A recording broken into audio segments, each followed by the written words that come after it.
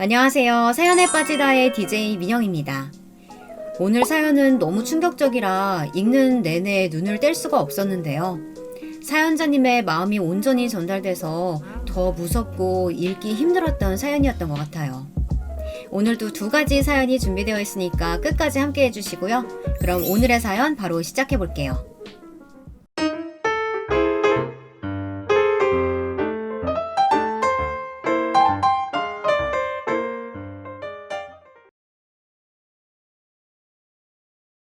안녕하세요. 저는 이쁜 딸랑구 하나를 두고 있는 엄마입니다. 최근 들어 경험하게 된 유튜브 세상에 신기해하며 이 채널 저 채널 구독을 하고 있는 중인데요. 도중에 발견된 이 사연 채널에 유독 저의 흥미를 끄는 요즘입니다. 사람들이 허심탄회하게 자신의 인생사를 이야기하는 것이 저에게 용기를 주더라고요. 이야기를 쓸 용기요. 사실 지금부터 제가 이야기하려는 사연은 TV 채널이나 그런 곳에 제보해야 할 사연이긴 한데요. 이를 크게 키우기보단 그냥 저의 힘들었던 마음을 토로하고 위안받고 싶은 마음이 더 커서 이렇게 컴퓨터 앞에 앉았습니다. 독수리 타법으로 힘겹게 치는 글이기에 끝까지 잘 들어주셨으면 좋겠습니다. 먼저 저는 이 사건을 이야기하기 전에 제가 겪은 시댁을 먼저 말씀드려야 할 것 같은데요. 먼저 저희 아버님은 남다르신 분이었답니다.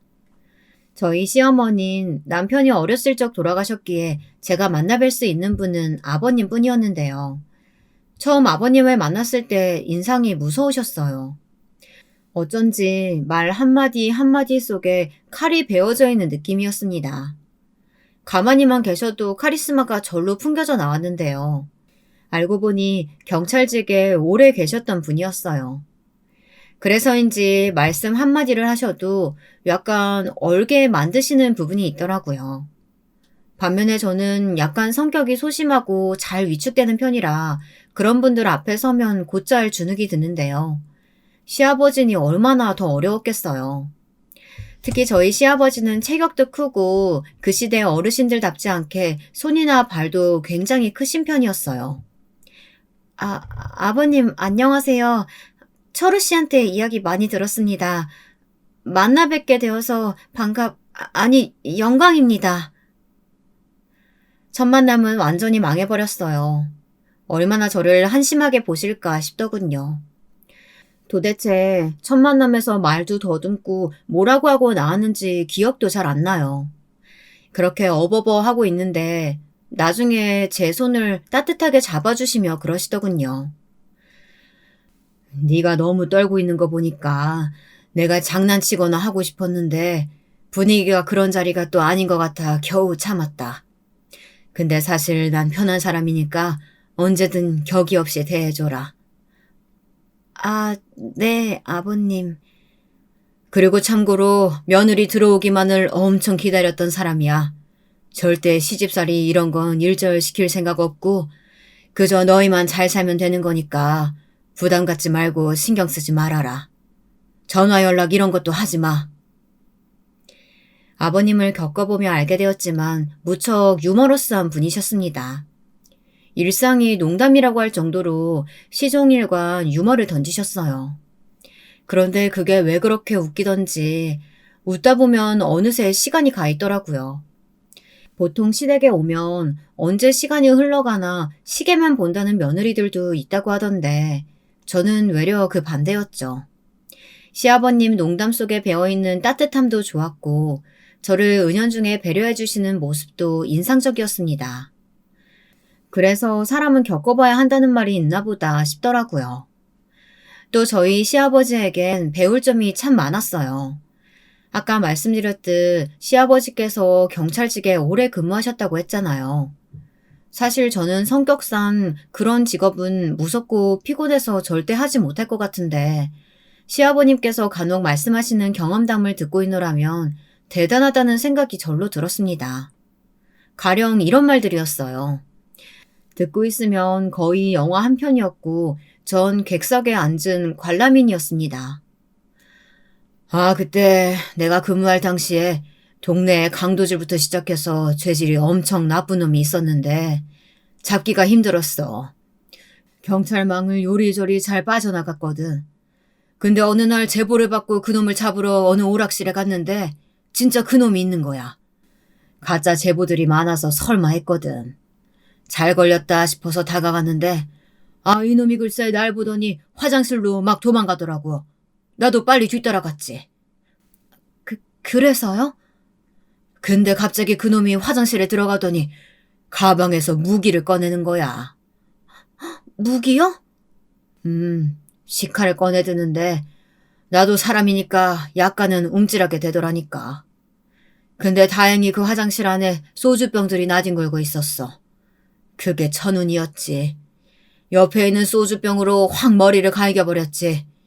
거의 빛과 같은 속도, 아니 빛보다 빠른 속도였을 게다. 반사적으로 몸이 움직여버렸으니까. 와, 아버님 진짜 대단하세요. 무슨 영화 줄거리 듣는 줄 알았어요. 대단하긴. 그나저나 나를 주인공으로 한 영화는 안 나오려나? 죽기 전에 좀 찍어주지. 무료로 출연해줄 의향도 있는데 말이야. 무료 출연이요? 카메오 같은 걸로요? 그래, 카메오. 특별 출연. 시아버지는 입맛을 다시며 아쉬워하셨습니다. 저도 정의감 투철하시고 직업정신 강하셨던 시아버지를 주인공으로 하는 영화가 나온다면 참 좋겠다 하고 덩달아 생각했어요. 에피소드가 엄청났거든요. 게다가 저희 시아버진 시어머니를 남편 중학생 때 암으로 일찍 보내셨기에 더더욱이나 외롭고 힘드셨을 만도 한데 남편 말에 의하면 한 번도 힘든 내색을 하지 않으셨다고 합니다. 남정네 둘 키우는데 뭐가 힘들 게 있어. 물론 이 녀석들이 말 안 듣고 할 땐 속 많이 썩였지. 근데 뭐 어쩌겠나. 이미 낳아놓은 애들, 나만 바라보고 있는 애들이니 내가 어떻게든 키운 거지.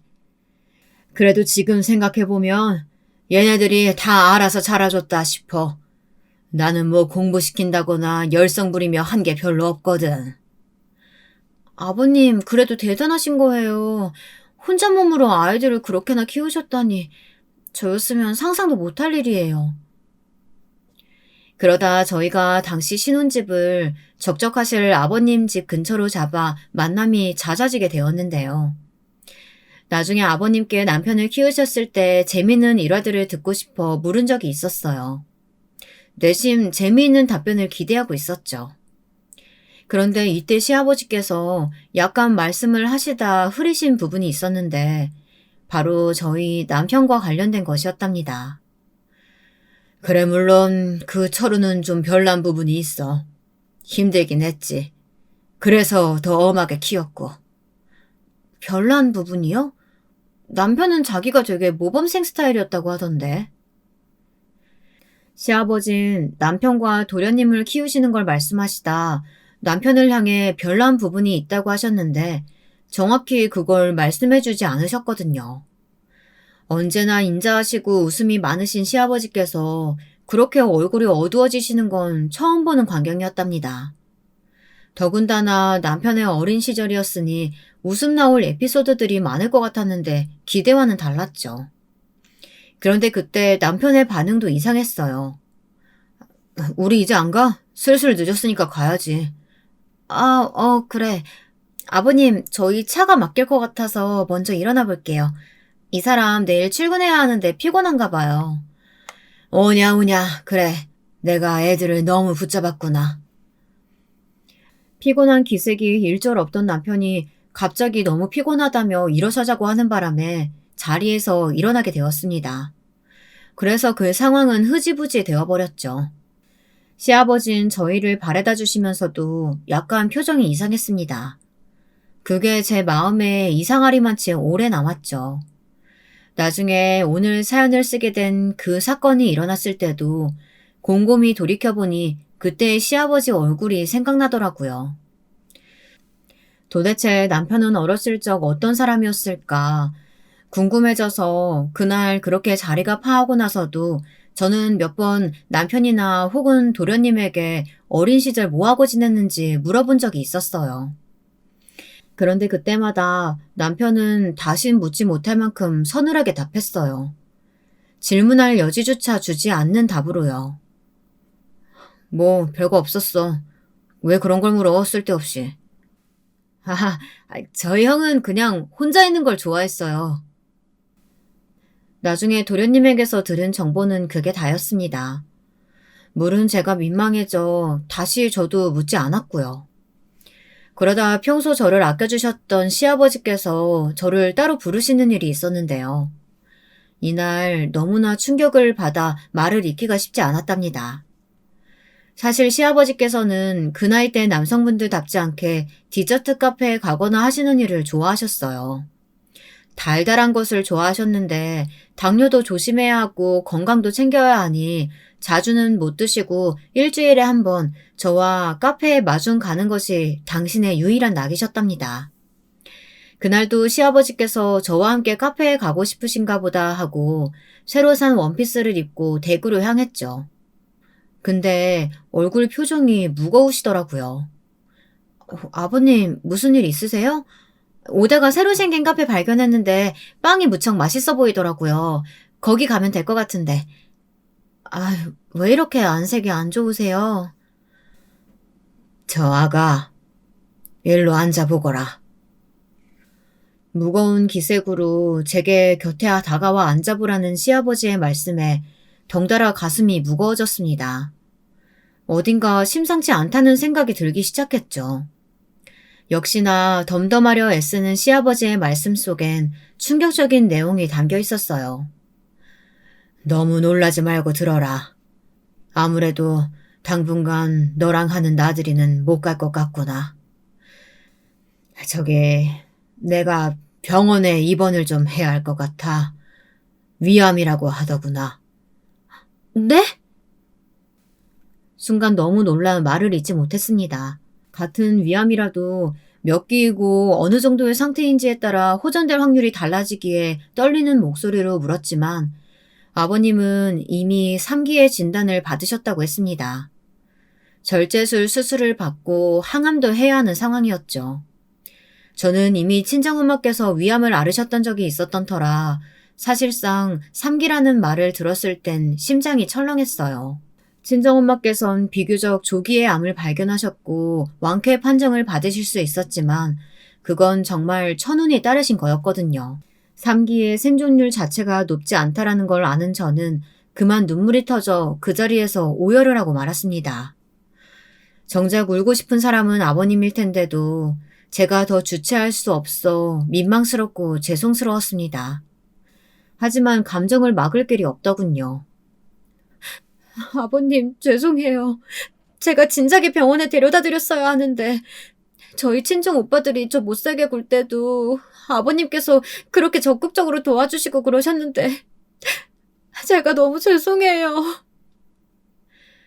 아니다, 아가. 네가 죄송할 게 뭐 있니?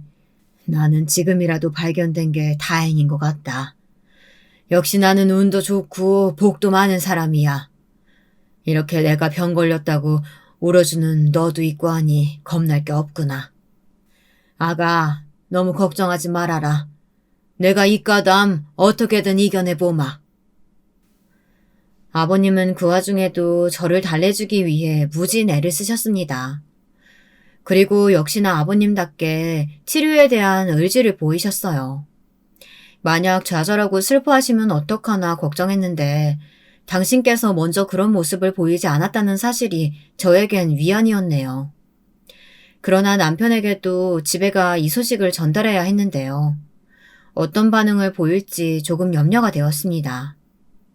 워낙에 무뚝뚝한 성정이지만 자신의 부모가 아프다는 소식에 태어날 사람은 없으니까요. 그런데 제가 굳게 마음을 먹고 힘겹게 입술을 떼었을 때 이어진 남편의 대답은 예상 밖이었어요. 남편이 그날따라 늦게 퇴근한지라 12시까지 자지 않고 기다리다 현관에서 남편 가방을 받아들고 이야기를 하게 된 것이었는데요. 여보 있잖아. 아버님 위암 3기시래. 혹시 당신도 들었어? 아버님이 당신한테 먼저 말했으려나? 나 아까 많이 울었어. 아버님 알다시피 우리한테 정말 잘해주셨잖아. 하나뿐인 며느리라고 나도 많이 아껴주셨는데. 말하면서도 저는 다시 아버님 생각에 눈물이 나려고 하는데 남편은 딱히 반응이 없더라고요. 아, 그렇구나. 근데 아버님 나이가 사실 적지 않으시니 이런 일이 언제나 있을 거라고 난 마음에 준비하고 있었어. 그래도 뭐 위암 사기는 아닌 거니까 치료 받으시면 괜찮아지겠지. 어? 여보, 괜찮은 거야, 당신? 뭐가?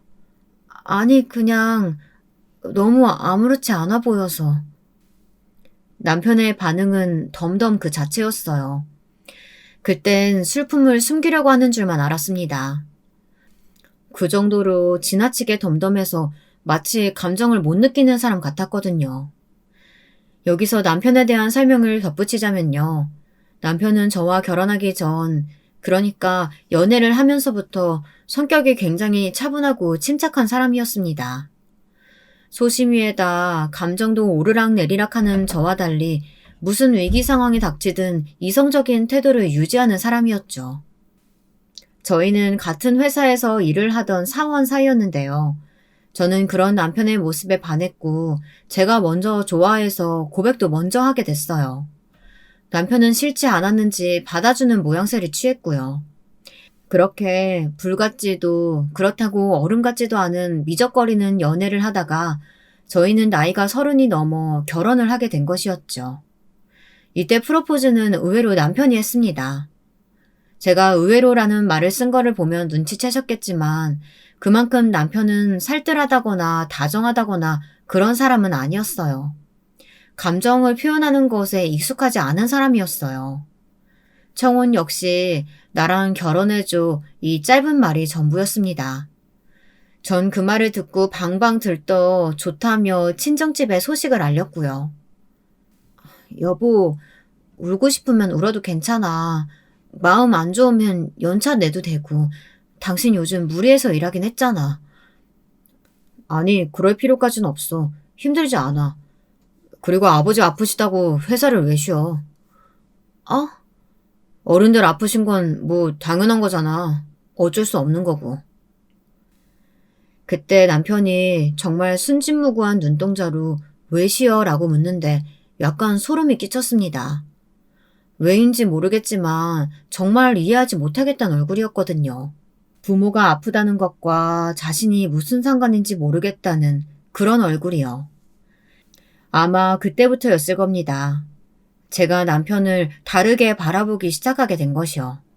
저는 아기 계획도 지우고 일단은 제가 사랑에 맞지 않던 시아버지 옆에서 열심히 병원도 데려다 드리고 암에 좋은 것들도 갖다 드리며 항암 치료로 입원하시는 동안 곁에 있어 드렸어요. 다행히 그 과정을 저만 해낸 것은 아니고 도련님도 도와주셨고요. 저는 도련님과 많은 이야기를 나누었는데요. 사실상 가끔 명절에나 보니 친해질 기회가 없었는데 이때 비로소 말을 트게 된 것이었죠.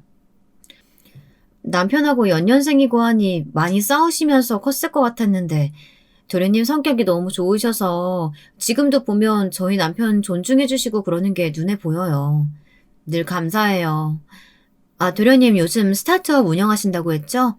하루하루가 바쁘실 텐데 도련님 없었으면 어쩔 뻔했을까요? 도련님 오셔서 덕분에 아버님도 힘이 많이 나시는 것 같아요. 아니에요, 형수님. 당연한 일인데요. 형수님이야말로 저희 아버지 잘 모셔주셔서 제가 더 감사하죠. 근데 저 형수님, 형은 많이 바쁜 거죠? 통 안 보여서요. 며칠 전에 연락했더니 전화도 안 되더라고요. 네, 저도 이 사람이 왜 이러는지 모르겠어요. 형식상 왔다 갔다 하는 건 하고 있는데 어쩐지 관심이 다른 데 있는 것 같아요. 집에 들어오면 뭘 하는지 컴퓨터만 보고 있고 그렇다고 딱히 게임을 하는 것 같지도 않은데 왜 그럴까요? 글쎄요. 저도 모르겠지만 형이 혹시 뭐 다른 이상한 행동하는 건 없을까요? 특이한 행동 같은 거요. 특이한 행동이요? 어떤 걸 말하는 건데요? 아, 아니에요. 말이 헛나왔나 봐요. 당시 도련님은 저런 이상한 말을 남겼어요. 제가 남편에 대한 불만을 늘어놓자 저보다 더 어두운 얼굴이 되어서는 혹시 특이한 행동을 하냐고 묻더군요. 제가 대묻자 다시 자기가 잘못 말했다며 말을 급히 취소하고요. 이상했습니다. 갑자기 확 일어나서 먹을 것을 좀 사오겠다며 뚜벅뚜벅 걸어 나가는데 느낌이 싸했어요. 나중에 남편에게 병실에 자주 들러달라고 요청했는데 남편은 회사 프로젝트가 바쁘다고 하더라고요. 이번 프로젝트가 꽤 중요해서 그래. 나도 내가 여력되면 어떻게든 가겠지만 상황이 안 되네. 당신이 힘써주니까 고마워. 이건 그 답례야. 평소 한 문장 이상 잘 말하지 않는 남편이 그땐 자신도 미안했는지 제게 설명을 해가며 비싸 보이는 팔찌까지 선물하는데 나비 모양이 달려있는 팔찌였습니다. 꽤 예쁜 팔찌였어요.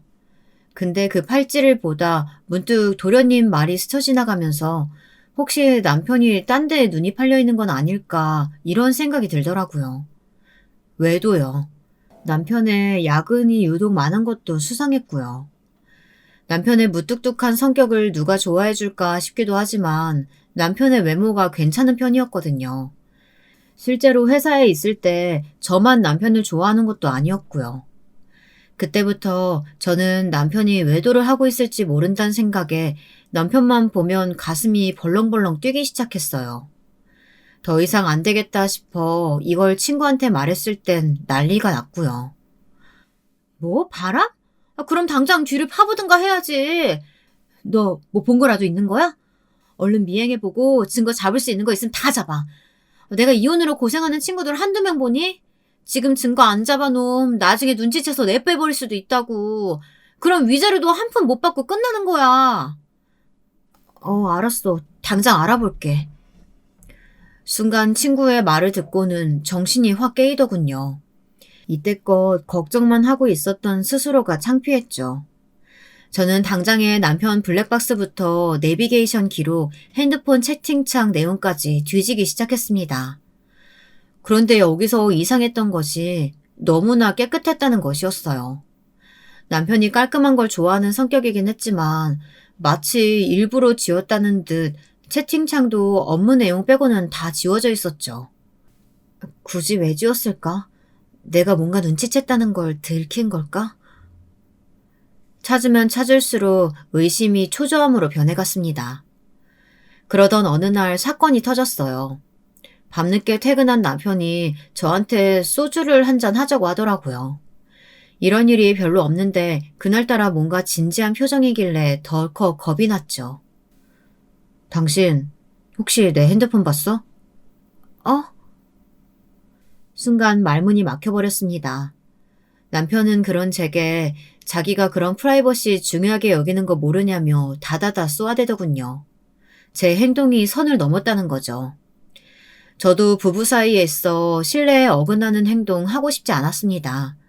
근데 의심이 되는 걸 어떻게 하나요? 일단은 미안하다는 말을 꺼내며 어쩔 수 없이 진실을 밝히게 되었어요. 그게 당신이 바람을 피우는 것 같아서 미안해. 나도 친구 말에 너무 홀랑 넘어간 것 같아. 알잖아, 나 귀 얇은 거. 미안해. 뭐? 내가 바람을 피웠다고? 남편의 얼굴이 황당함으로 변해갔습니다. 어떻게 바람을 생각할 수 있는 건지 그걸 이해할 수 없다고 하더라고요. 사실 그도 그럴 것이 남편이 뭐 여자 향수나 립스틱을 묻혀온다거나 그런 일은 없었거든요. 그저 친구 말에 제가 쉽게 넘어가 버린 거죠. 남편이 자기는 바람핀 적이 없다며 대놓고 핸드폰 내용, 메일 내용 전부를 보여주더군요. 확인을 마치자마자 저도 스스로가 바보같이 느껴져 말을 잇지 못하고 입술만 잘근잘근 뜯었습니다.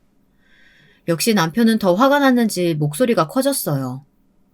당신 어이없다. 어떻게 배우자의 바람을 그렇게 쉽게 의심해? 부부인데 이건 아니지. 신뢰를 무너뜨리고 싶어? 미안해, 여보.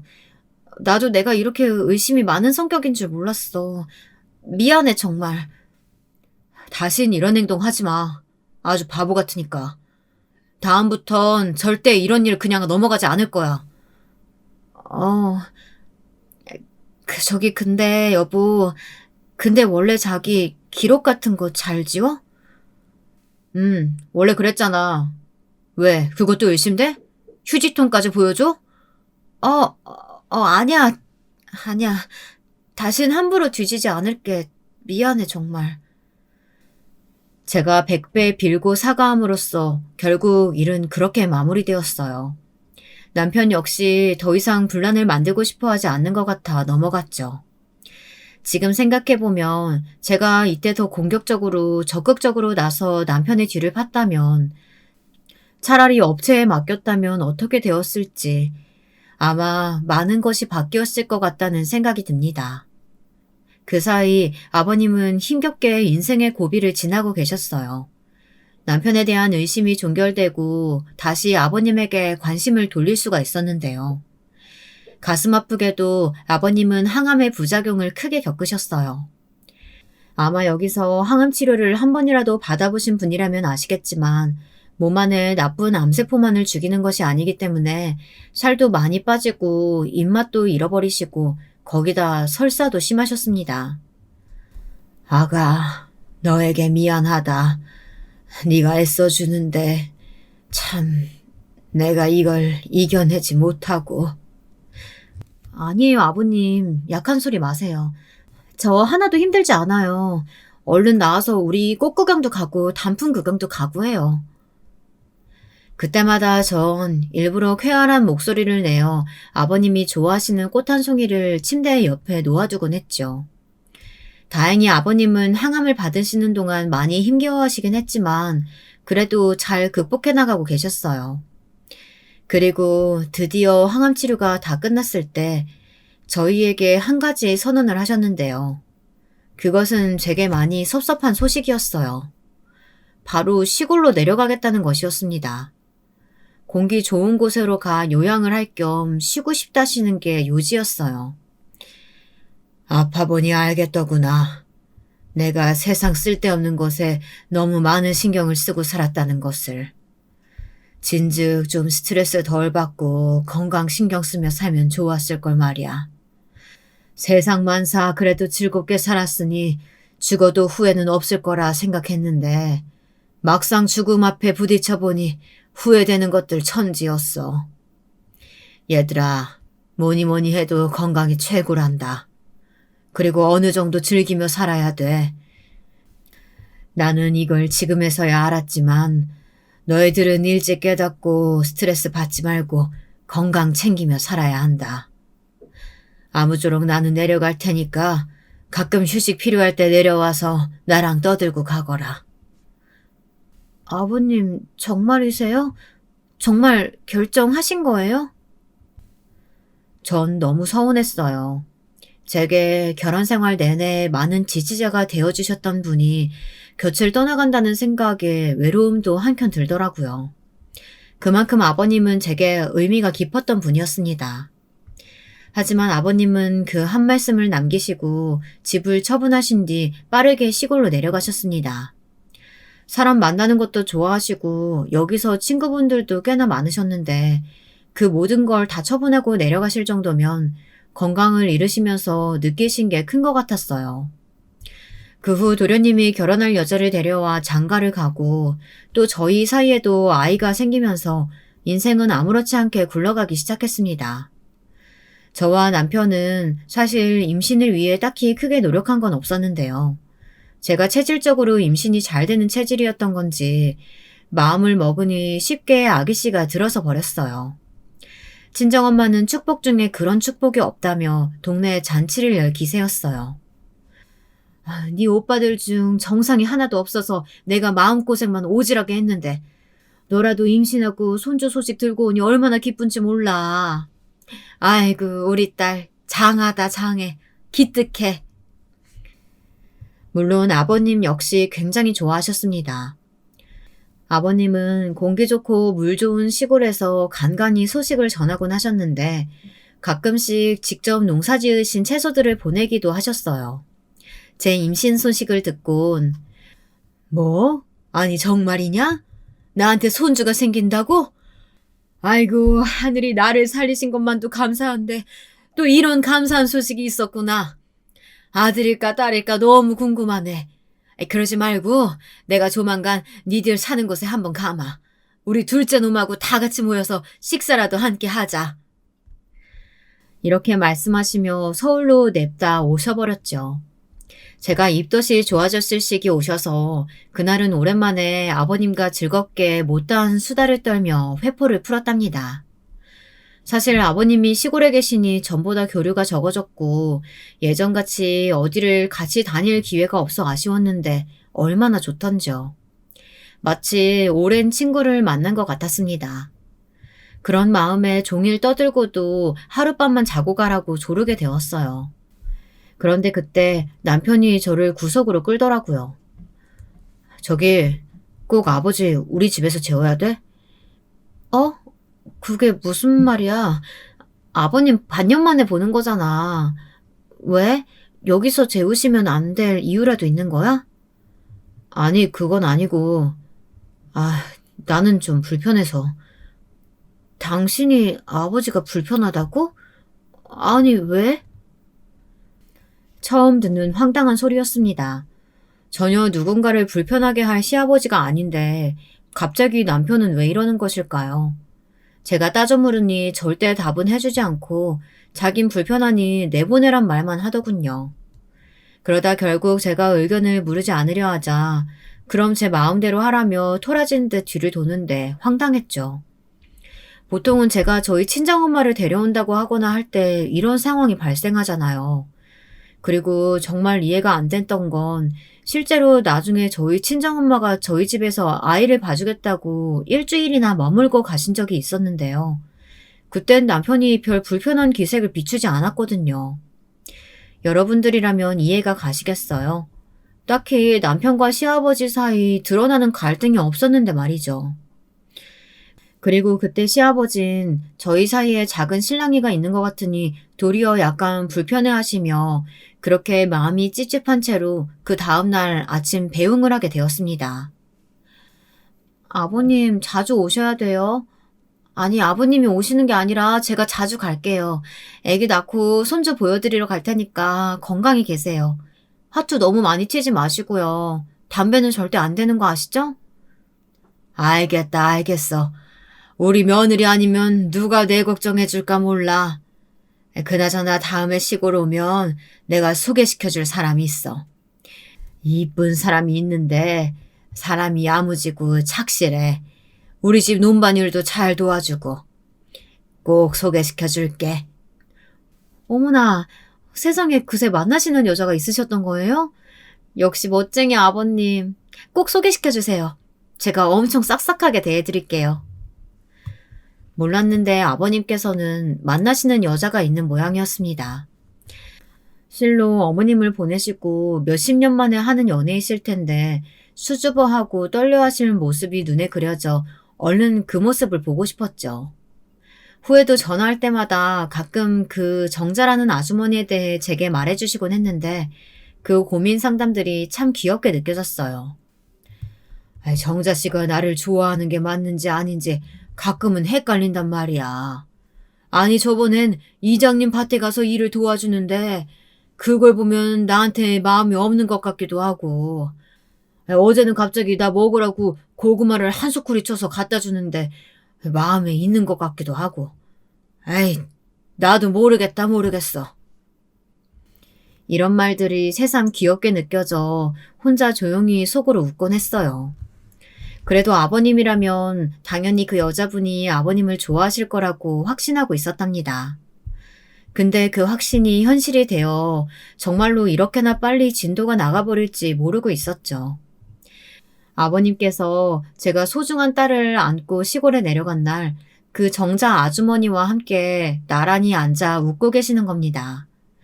정자 아주머니는 수줍은 얼굴로 아버님 손을 잡고 계셨고요. 저는 어머 하며 연신 탄성을 내질렀어요. 아이고 별소리를 다 하네. 얼른들 들어와라. 정자씨가 우리 며느리랑 아들들 온다고 하니까 귀한 밥상 마련해놨어. 얼른 와서 들어라. 차린 건 없지만 한번 맛보셔요. 이거 수정가도 직접 담갔어요. 먹어봐요. 아버님의 짝으로 정자 아주머니는 아주 괜찮으신 분 같았습니다. 햇볕에 살갗이 많이 타셨지만 그럼에도 이목구비가 오똑하셔서 예쁘장하셨고 말씨도 고우신 게 심성도 고와 보이셨어요. 무엇보다 아버님을 향한 애정 어린 눈길, 꿀이 뚝뚝 흐리는 눈길, 그것을 보고야 말았죠. 병을 깊게 앓으셨던 아버님이셨으니 그 누구보다 행복하시길 바라고 있었는데 드디어 이제서야 진정한 행복을 찾으신 것 같아 마음이 기뻤습니다. 그런데 딱 한 사람, 여기서 이 관계에 별 관심 없는 건 남편뿐이었어요. 남편은 이날 원래 일 때문에 못 온다는 걸 제가 억지로 끌고 와서 그런지 종일 노트북과 핸드폰만 볼 뿐이었어요. 식사 자리에서도 모두가 정자 아주머니에게 질문하고 화기애애하게 웃고 떠들기 바쁜데 혼자만 겉돌고 있더라고요. 나중엔 제가 다 외려 민망해서 남편을 끌고 가 말 좀 하라고 보챘습니다. 입에 지퍼 잠갔어? 왜 그래? 우리 운수까지 데리고 왔는데 진짜 이럴 거야? 아니, 내가 말했잖아. 회사 일 바쁘다고 그러니까 왜 무작위로 사람을 끌고 내려와. 아, 당신 말 참 이쁘게 한다.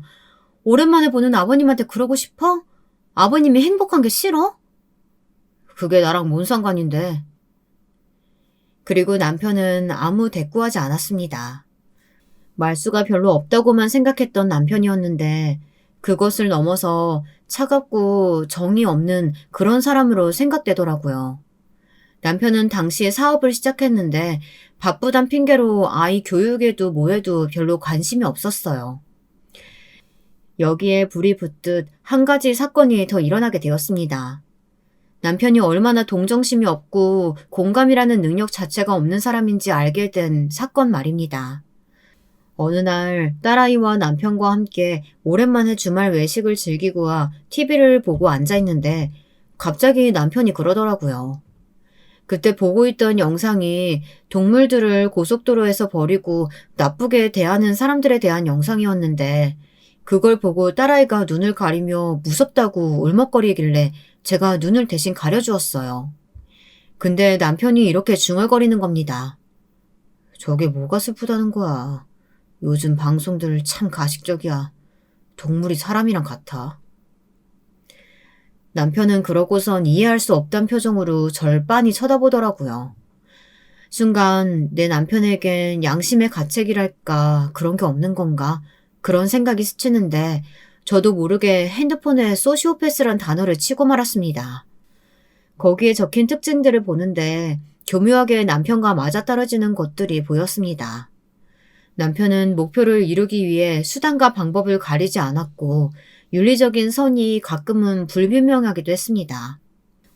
예를 들어 버려진 동물이나 아기가 나오는 다큐멘터리를 봐도 별다른 감흥을 느끼지 못했고 저희 아이가 힘겹게 리어카 끄시는 할아버지를 보고 도와주려고 하면 신경 쓰지 말고 내버려둬 라며 도리어 아이를 막았어요. 여보, 왜 그래? 뭐가? 아니, 애가 도와주려고 할 수도 있지. 뭘 그런 거 구태여 맞게까지 해. 당신 오지랖 지나치단 생각 안 들어? 저런 노인 도와줘봤자 뭐해. 저런 사람들은 세상에 있어도 없어도 그만인 사람들이야. 그리고 한 번 도와주면 거지처럼 계속 구걸한다고. 정이 뚝 떨어졌습니다. 말을 섞고 싶지가 않더라고요. 그래서 남편과는 더 냉전적인 관계가 이어졌습니다. 나중에 저희 아이가 아토피가 너무 심해 잠시 공기 좋은 지역으로 내려가게 되었는데요. 그 몇 년간은 남편과 별로 말도 섞지 않았어요. 다행히 그 동네에 친정엄마가 계셔서 엄마가 많이 도와주셨죠. 김서방이랑은 여전히 사이 안 좋아? 근데 내가 보기에도 좀 그렇긴 하더라. 장모를 봐도 사람이 늘 차갑고 되면 아니 몇 년을 알았으면 정이 쌓이고도 남을 시긴데 말이야. 난 너무 김서방이 어려워. 그나저나 우리 딸 고생하네. 안쓰러워 죽겠다. 아니야. 엄마 괜찮아. 엄마의 위로를 받고 나면 그제야 조금 마음이 안정되는 기분이었습니다. 아이도 친정엄마와 함께 있으니 정서가 안정되었는지 학교 생활에도 잘 적응하고 좋아했어요. 다만 한 가지 이상한 일이 일어나기 시작했는데요. 저희 집 뒤편에서 밤마다 한 번씩 이상한 소리가 들리는 것이었습니다. 집 뒤편엔 창고가 하나 있었고 그 창고 뒤편이 산속이라 처음엔 동물들 소리를 잘못 들은 거겠지 싶었습니다. 창고는 남편이 생활용품이나 이런 것들을 보관하는 곳이었거든요. 근데 그러던 어느 날엔 딸아이가 저를 붙잡고 자꾸 집 뒤쪽에 창고로 가보자고 하는 겁니다. 창고는 왜? 엄마 바빠, 밥 해야 돼. 엄마, 창고에서 자꾸 이상한 소리 들린단 말이야. 나 무서워. 저는 그때 귀신을 무서워하는 딸아이가 괜한 소리를 하는 거라고 흘려넘겼어요. 근데 딸아이가 그 말을 한 것이 마음에 남았는지 저도 한 번씩 귀를 기울이다 보면 정말 창고 근처에서 부스럭부스럭 하는 소리도 들리고 뭐라 말로 형용할 수 없는 소리가 들리는 것 같았죠. 그 앞에 있다 보면 괜히 소름이 오서서 돋았죠. 근데 제가 어느 날 아침 창고 앞에 한참 서 있으니 남편이 큰 목소리로 저를 부르더군요. 목소리가 너무 커서 순간 놀라 들고 있던 핸드폰까지 떨굴 뻔했습니다. 당신 뭐 하는 거야? 왜 여기 있어? 나 그냥... 당신 음식 준비 안 해? 나 얼른 먹고 출근해야 한다고. 아, 어... 남편은 유난스럽게 짜증스러워하며 화를 내더라고요. 평소야 아침밥 준비가 늦는다고 화를 내는 사람이 아닌데 그날따라 그러는 것이 마치 뭔가를 들킨 사람 같았어요. 들키지 말아야 할 것을 들킨 그런 느낌을 받았죠. 저는 남편의 만류에 곧장 집으로 갔지만 그 뒤에서 남편이 창고문을 단단히 잠그는 소리가 들려 저도 모르게 발길을 멈췄습니다. 왜 저렇게 예민하게 구는 거야? 뭐가 있다고 저기.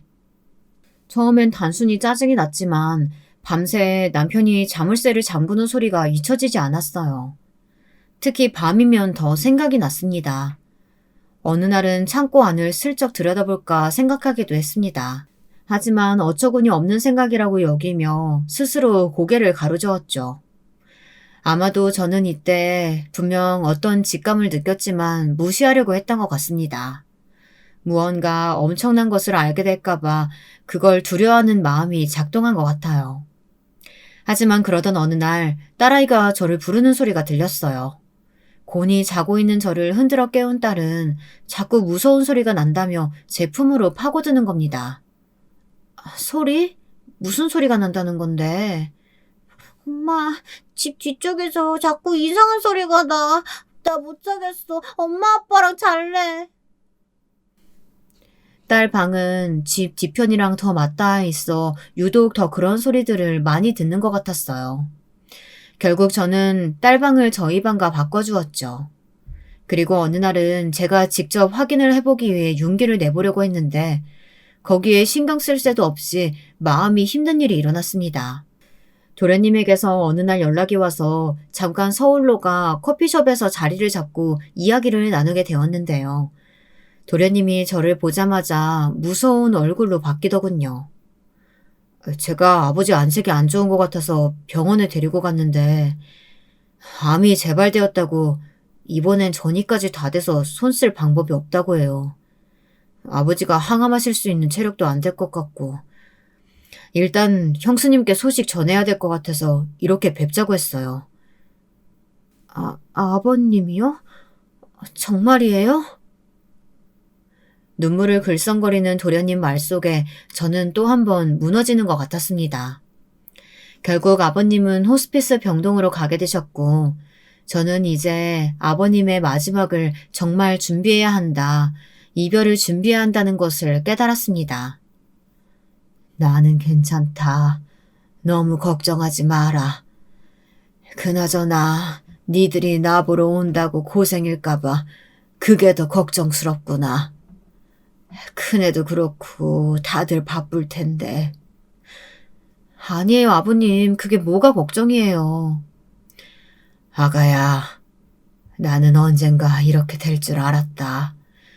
그러니까 너무 슬퍼하지 마라. 이만큼 누리고 살았으면 됐지.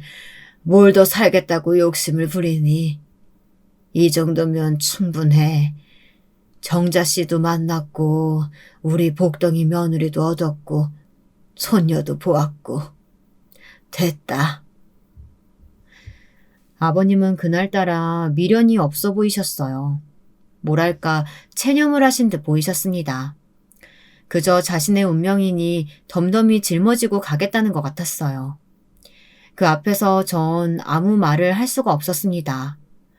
그저 병실에서 나오며 복도를 걸어가는 내내 시야가 뿌얘질 정도로 울었을 뿐이었죠. 아버님은 끝까지 남편 걱정도 중간중간 하셨지만 남편은 정작 찾아오지 않았습니다. 정작 아주머니가 옆에 계시다는 게 다행이었죠. 그리고 아버님은 찾아뵐 때마다 점점 눈에 띄게 쇠약해지시더니 마지막 임종을 맞이하기 직전이 되자 저를 따로 부르셨어요. 네, 아버님, 저 왔어요. 아버님 며느리 왔어요. 아가, 너에게 할 말이 있다.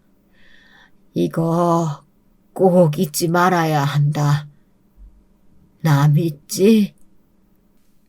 더듬더듬 쇳소리를 내뿜으며 힘겹게 하시는 말씀에 무슨 말인가 하고 귀를 기울였는데 아버님이 한 말은 이해할 수가 없었습니다. 제가 생각한 것이 전혀 아니었거든요. 네 남편 뒤를 꼭 봐봐. 네? 아버님, 그게 무슨 말씀이세요? 이상하다. 이상해. 왜 저에게 굳이 그 말씀을 하신 것일까? 그것도 돌아가시기 직전에요. 아버님은 유언으로 그 말을 남기시곤 그날 밤 세상을 떠나셨습니다. 장례식을 치르면서도 아버님이 남기신 유언이 머릿속을 떠나지 않았어요. 그러다 아버님 장례식을 다 치르고 도련님 동서와 잘 마무리하고 집으로 돌아왔는데 친정엄마가 저를 달래주시겠다고 집에 와 계셨어요. 엄마, 나 괜찮으니까 집에 가 계셔. 나 혼자 있을 수 있어. 정말 괜찮겠어? 나 괜찮아. 저는 저도 모르게 엄마를 집으로 돌려보냈습니다. 그리고 발걸음을 옮겨 집 뒤편의 창고로 향했습니다. 저번 날부터 딸아이가 이상한 짐승 울음소리가 들린다고 했던 그 창고요. 저는 창고로 향하며 그 문고리를 잡을 때까지 제발 아니길 바라는 심정이었던 것 같습니다. 이건 내 망상일 거야, 내 착각일 거야 하면서요. 하지만 창고문을 열자마자 닥쳐온 광경은 제가 도통 감당해낼 수 있는 것이 아니었습니다. 바로 모녀가, 그것도 엄마 쪽은 옷이 다 찢어진 채로 딸을 끌어안은 채 저를 쳐다보고 있었거든요. 구해주세요. 제발 구해주세요. 40대 중년으로 보이는 여자가 저를 보며 이렇게 외치고 있었습니다. 저는 털썩 주저앉아 어찌해야 할 바를 모르고 있었어요. 그러다 이내 정신을 차리곤 모녀 쪽으로 다가가 손에 잠긴 쇠사슬을 풀어주었습니다. 옷도 축혀 세워 올려주었고요. 어떻게, 언제부터 여기에... 당신 남편이 우리를 감금해놓고 짐승처럼 부리고 있었어요. 그 못된 새끼, 쳐 죽일 새끼가요. 얼른 경찰에 신고해줘요. 우리 좀 구해줘요. 우리 애가 많이 아파요. 도와주세요. 여자의 말에 여자아이를 보니 어린아이는 한눈에 봐도 삐쩍 말라 보이고 안색도 새파란 게 결코 상태가 좋아 보이지 않았습니다. 저는 다급히 112에 신고를 했고 곧바로 경찰이 들이닥치게 되었습니다. 그때부터 상황은 쭉쭉 흘러가게 되었어요. 알고 싶지 않았던 진실부터 남편에 대한 추악한 비밀까지 모두 선연히 펼쳐지게 되었습니다. 저는 참 이때 어떻게 다 버티고 서 있었는지 모르겠어요. 아마 딸아이와 엄마가 없었다면 그대로 정신을 놓고 싶었을 거예요. 일단 여러분들이 가장 궁금해하실 그 모녀의 정체는 남편이 좋아했던 여자였고 그 여자의 딸이었습니다. 남편이 다니는 술집 접대부였고 자기의 마음을 받아주지 않자 그대로 딸까지 납치해 감금해버린 것이었다고 진술했어요. 저는 그 인간 처음부터 이상했어요. 눈빛도 그렇고 저희 술집 단골이었는데 이상하게 팁을 많이 줘도 깨림직했어요. 여자는 제 남편이 이상한 사람이라는 것을 눈치채고 자기에게 해가 될 것 같아 일부러 만남을 갖지 않으려고 했답니다. 남편은 몇 번이나 같이 살자고 했다고 하는데요. 두 집 살림을 하자고요. 그런데 그 여자의 거부가 남편으로 하여금 더 추악한 행동을 하게 만든 것이었죠. 지금도 저는 아직도 잊지 못합니다. 창고 뒤편에서 딸아이가 들은 짐승 소리, 그리고 저도 은연중 악몽처럼 들었던 울음소리. 그것이 실제 사람이 낸 소리라는 걸 생각하면 너무도 소름 끼칩니다. 어떻게 인간의 탈을 쓰고 그럴 수 있었을까요? 더군다나 남편의 진술은 더 가관이었습니다. 죽이려고 했어요. 말을 하도 안 들었으니까. 죽어도 싸잖아요. 어차피 술집에서 일하는 앤데. 안 그래요? 만약 제가 정씨의 모녀를 발견하지 못했다면 남편은 죽일 계획이었습니다. 다행히 시아버지의 유언으로 제가 발견해 그들은 살아나갈 수 있었던 거였죠. 그나저나 저희 시아버지가 어떻게 남편의 이런 짓을 눈치채실 수 있었는지 저는 그것이 미지수로 남아 있었는데요. 도련님의 말을 통해 조금이나마 유추해 볼 수 있었습니다. 사실 저랑 아버지가 형수님에게 말하지 못했던 것이 있어요. 저희 형이 예전에 어렸을 때 자기가 좋아하는 여자애를 저희 집에 가다 뒀던 적이 있었어요. 저와 아버지가 둘이 낚시를 갔을 때요. 돌아와 보니까 어떤 여학생이 형 방에서 울면서 살려달라고 하더라고요. 그때 학교가 발칵 뒤집혔어요. 형이 아직 초등학생이고 해서 따로 처벌을 받지는 않았지만 형은 학교에서 쫓겨나고 저흰 그 뒤로부터 아니 특히 아버지가 형을 예의주시하고 있었어요. 아버진 형을 엄격하게 대하셨고요. 그런 행동은 절대 안 된다고 일러주셨어요. 그래서 저도 형이 이제 그러지 않겠거니 생각하고 있었고요. 아마 아버지는 형이 아버지를 잘 만나려고 하지 않았을 때부터 형이 위험한 행동을 하고 있다는 걸 눈치챘을 거예요. 충격적이게도 남편은 이미 어린 시절 비슷한 범행을 저지른 적이 있었습니다. 제가 남편에게 느꼈던 비인간적인 감정들은 너무나 정확한 직감이었던 거였죠. 그리고 시아버지께서 딱히 어떤 부분을 보셨을지는 모르겠지만 어찌됐든 시아버지의 말이 아니었다면 모녀가 살아나가지 못했을 테니 지금으로선 그나마 다행이란 생각이 듭니다. 남편은 현재 교도소에 있습니다. 이 일이 끝나고 저는 남편과 완전히 남남이 되어 딸아이와 잠깐 외국에 가서 살다가 다시 한국에 들어와 지내고 있는데요. 한국에 들어오니 더더욱 전 남편 생각이 나기도 하고 그때 일이 생각납니다. 이제 전 남편이 된 그 인간, 그 추악한 인간과 살을 맞부딪히며 살았다는 사실만으로도 너무 끔찍한 기분에 사로잡히곤 합니다. 한동안 정신과 치료를 오랫도록 받아야 할 만큼 저 역시 내상이 컸는데요. 그래도 지금 딸과 이렇게 평범한 생활을 해갈 수 있음에 감사하려고 합니다. 아마 이 이야기 들으시고 충격받으신 분들도 많으실 텐데요. 잘 극복할 수 있도록 따뜻한 댓글 많이 부탁드립니다. 지금까지 이야기 들어주셔서 감사하고 여러분 항상 건강하세요.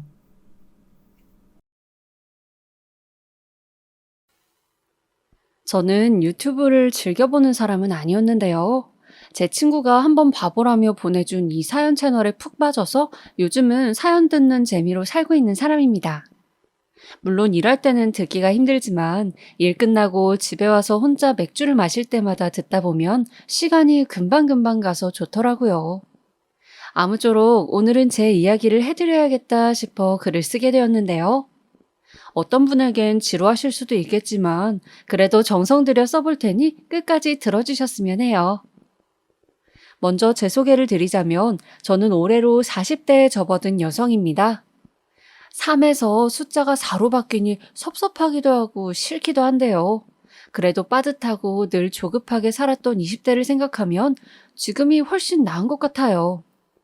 그때를 생각하면 다신 돌아가고 싶지 않을 정도로 마음이 항상 힘든 시기였거든요. 저의 20대 중반부턴 청춘이란 말과 한참 거리가 있었어요. 남편은 힘들게 하고 주변을 마음 터놓을 것도 없고 여러모로 외롭고 쓸쓸했던 시기였어요. 그럼에도 저의 유년 시절은 행복했습니다. 저는 작은 소도시에서 자랐고 아래로 여동생이 하나 있어요. 그리고 저희 부모님은 제가 나고 자란 도시에서 오랫동안 중국집을 하셨어요. 아르바이트생을 따로 쓰지 않고 두 분이서 운영을 하시다 보니 바쁘셔서 어린 저와 동생과 놀아줄 시간이 별로 없으셨던지라 장녀인 제가 동생을 챙기곤 했죠. 부모님께서도 저를 믿고 동생을 맡기시기도 했고요. 근데 아무래도 어린 자매가 집에 있다 보면 심심하잖아요. 그래서 중국집에 가 손님들에게 괜히 말을 붙이기도 했고 음식을 나르기도 했어요. 아이고, 우리 준이가 일을 참 잘하네. 그러게나 말이야. 어린데도 벌써부터 엄마 일을 돕고 기특해 죽겠어. 어른들은 이런 저를 보면 칭찬을 해주셨는데 아마 그 칭찬이 듣기 좋아서 더 열심히 했던 것 같아요. 아마도 이때부터 사교성이 만들어지지 않았을까 싶은데요. 초등학교를 들어가서도 저는 아주 활발한 아이였어요. 조용히 있기보단 밖에서 땀 흘리며 뛰어놀길 좋아했고 낯도 가리지 않아서 남자애들과 곧잘 어울려 놀곤 했어요. 어쨌든 이런 행복한 학창 시절을 보내다 고등학교에 올라가게 되었는데요. 그때부터는 사정이 좀 달라졌어요. 공부라는 압박이 들어왔으니까요. 저의 가장 친한 친구 중에 공부를 조금 잘하는 친구가 있었는데요. 이 친구가 고등학교에 올라가더니 갑자기 거의 책상에 붙어 있다시피 공부만 하는 거예요. 저러다 병나면 어쩌나 싶을 정도로요. 근데 친구가 그렇게 공부를 하니 저도 따라 앉게 되더라고요. 친구랑 놀고는 싶은데 공부가 끝나야 놀 수 있다 하니 저도 어쩔 수 없이 앉았고 앉았으니 할 게 없어서 교과서를 보게 됐죠. 왜 친구 따라 강남 간다는 말이 있잖아요. 제가 딱 그 말처럼 친구 따라 공부하다가 대학까지 가고 말았습니다. 솔직히 제 성적으로 대학 가는 건 돈 낭비이고 사치였거든요. 고등학교에 들어왔을 때만 해도 저는 반에서 거의 뒷자리 등수였으니까요. 근데 그렇게 대학에 가니 부모님은 경설하며 떡을 돌릴 기세였고 덕분에 제 친구는 저희 부모님의 사랑을 듬뿍 받았습니다. 허나 제 성격이 어디 가나요? 대학에 가고 자유가 주어지니 저는 또 변했어요. 다시 활발하고 놀기 좋아하는 그 아이로 돌아온 거죠. 청춘의 자유. 저는 이걸 정말 말 그대로 즐기고 또 즐겼습니다. 나이트도 가보고 미팅도 하고 친구들과 바닷가로 여행도 가고 그러면서 말이죠. 그때 역시 학창 시절처럼 참 즐겁고 낭만이 있던 때였어요. 더군다나 거기서 만난 남자친구가 저의 젊은 시절을 더 아름답게 만들어 주었죠. 어느 날 친구와 무턱대고 떠난 경주 여행에서 모르고 길을 잃고 말았는데요. 그때는 지금처럼 인터넷 지도 이런 게 발달된 때도 아니었고 또 시골길이라 계속 헤매고 있었어요. 그런데 때마침 오토바이 한 대가 털털거리며 오더라고요. 어디 가세요? 네? 저희 그냥 길을 잃어서. 솔직히 처음엔 무서웠습니다. 낯선 남자가 갑자기 오토바이 타고 와서 어디 가냐 묻는데 나쁜 생각이 안 들면 이상한 거죠. 근데 그 남자가 어떤 집을 가리키더니 저기가 민박집이라며 숙박을 할 수 있다는 거예요. 어차피 밤도 깊었겠다. 갈 데가 없었기 때문에 저희는 곧바로 남자를 지나쳐 민박집으로 뛰어갔고 다행히 인상 좋은 아주머니께서 저희를 맞이해 주셨어요. 아이고, 처녀들, 왜 이렇게 뛰어왔어? 땀이 흠뻑 젖었네. 어여 들어와요. 시원한 식혜 한 잔 내어줄 테니까. 너무 감사하게도 아주머니는 그날 땀에 온통 젖은 저희를 반갑게 맞이해 주시고 덤으로 시원한 식혜와 맛있는 불고기 밥상까지 차려주셨어요. 얼마나 감사했던지 먹는 내내 수저질이 멈추지 않았는데 그런데 그때 어떤 청년이 들어왔어요. 저와 친구 둘 다 깜짝 놀라고 말았어요. 아까 저희에게 민박집을 알려주던 그 청년이었거든요. 어? 잘 찾아오셨네요. 여기 누구세요? 쟤는 내 아들이야. 인사해라, 민호야. 알고 보니 그 청년은 민박집 아주머니의 아들이었습니다. 아들이 한마디로 영업을 잘했던 거죠. 근데 불빛에서 보니 그 청년 꽤나 잘생겼더군요.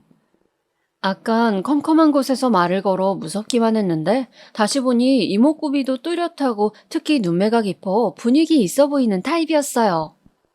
저는 그 청년의 얼굴에 빠져 잠시 헤어나오지 못하고 있다가 이제 자러 가야 한다는 민박집 아주머니의 말에 정신을 차렸고 아쉬운 마음을 뒤로 한 채 방으로 들어갔어요. 그런데 침대에 누워서도 그 청년 얼굴이 잊히지가 않아 아른거리더라고요. 이대로 헤어져야 한다는 사실이 아쉽게도 느껴지고요. 그렇게 잠을 뒤척이고 있을 때 목이 말라 부엌으로 나왔는데 마침 청년이 책을 보고 있더라고요. 잠이 안 오셨나 봐요. 아, 네. 같이 여기 와서 차라도 마시며 이야기 나누실래요? 그 청년이 말을 걸자 얼굴이 잘 익은 사과처럼 새빨개졌습니다. 제가 생각해도 너무 촌스러웠죠. 근데 어색함이 언제 있었냐 싶을 정도로 저희는 그날 그 테이블 위에서 여러 이야기를 나누었습니다. 어디에 사는지, 어떻게 살아왔는지, 앞으로 뭐 하면서 살지. 처음 만난 사람이었지만 이상하게 입이 저절로 고삐가 풀린 것처럼 말이 다다다 튀어나왔고 그 사람 역시 제가 편했는지 그랬어요. 왜 어차피 안 볼 사이면 더 말하기 편할 때가 있잖아요. 그런 느낌이었죠. 우리는 시골의 밤 풍경을 별빛 삼아 낭만이 흐르는 가운데 서로를 그렇게 조심스레 탐색해 갔어요. 준희 씨는 대학 졸업하면 뭐 하고 싶어요? 모르겠어요. 디자인과를 졸업하긴 했는데 사실 디자인이 정말 하고 싶은진 모르겠고 그래도 뭐 일단 이쪽 과를 나왔으니 전공 살려서 취직해야겠죠? 할 게 딱히 없으니까. 솔직히 요즘은 어릴 때가 그리워요. 아무 생각 없이 놀고 먹고 그때가 재밌었는데. 나이 먹으니 고민만 많아지는 것 같아요. 제가 준희 씨를 잘 모르지만 뭐든 잘할 사람 같아요. 그러니 너무 고민하지 말고 한번 해봐요. 하고 싶은 게 뭐든. 그때 그 사람이 던진 그 한마디는 제 삶에 큰 파장을 불러일으켰습니다. 다름 아닌 웨딩 플래너라는 제 평생의 직업을 선택하게 했으니까요. 그리고 저희는 밤이 새워가도록 이야기를 나누다가 토막잠을 잔 후 언젠가 다시 만날 걸 약속하며 헤어졌습니다. 그래도 만날 사람은 만난다 하죠. 운명처럼 저는 그 사람을 다시 만나게 되었습니다. 어디서냐고요? 바로 제가 졸업을 앞두고 있을 때쯤 저희 대학교 교정에서 말이죠. 대학교 교정에서 그 사람이 저를 보고 아는 체 하는 순간 숨이 멎는 것 같았습니다. 이런 게 운명인가 하는 생각이 들면서 마음이 몽글몽글해졌어요. 와, 이런 우연도 다 있네요. 준희 씨를 여기서 다시 만날지 몰랐어요. 그러니까요. 바쁘지 않으면 이렇게 만난 것도 인연이니 끝나고 맥주 한잔 할래요? 그리고 저와 그 사람은 그날 밤 내내 맥주를 마시며 지난날 나누었던 대화를 이어나갔습니다. 그 사람은 당시 일을 하며 돈을 벌다가 저희 학교 건축과 교수님이 유명하신 분이었는데 그분 강의를 듣곤 문득 건축이 하고 싶어 우리 학교 건축과를 지원했다 했어요. 와, 실행력이 대단한데요? 그래서 그렇게 시험 쳐서 바로 들어온 거예요? 네, 그러네요. 이 나이에 신입생이라니. 뭐 어때요? 원하던 거 배우게 됐으니 너무 잘 됐네요. 진짜 축하해요. 준희 씨는요? 준희 씨는 하고 싶은 거 찾았어요? 제 이야기 기억하고 계셨네요. 네, 저 찾았어요. 웨딩 플래너요. 우연히 결혼 박람회 갔다가 관심 갖게 되었어요. 와, 웨딩 플래너요? 준희 씨랑 왠지 잘 어울리는데요? 저는 그 이야기에 당시 웨딩 플래너를 준비하고 있다는 얘기를 해주었고 그 사람은 자기 일처럼 축하해 주었어요. 저희는 이미 서로 알고 있었던 것 같아요. 서로에게 은근한 호감이 있다는 것을요. 맥주를 한 잔 마시다 그 사람 얼굴을 한번 쳐다보고 마시다 또 쳐다보고 그런 만남 끝에 제가 먼저 테이블 밑에서 그 사람의 손을 잡으며 저희는 공식적인 연인이 되었죠. 너무 매력적이었던 사람과 인연이 되어 삶을 함께 누리는 것은 솔직히 너무나 낭만스럽고 행복한 일이었습니다. 그리고 남자친구가 남편으로 이어지기까진 얼마 되지 않았어요. 저희는 1년 사귀다 바로 시어머니 되실 분을 뵈러 갔고, 민박집 아주머니였던 시어머니는 당시 제 얼굴을 기억하고 있었던지라 무척 놀라하시며 반가워하셨어요. 아유, 우리가 이런 인연일 줄이야. 상상도 못했네. 어서 들어와요.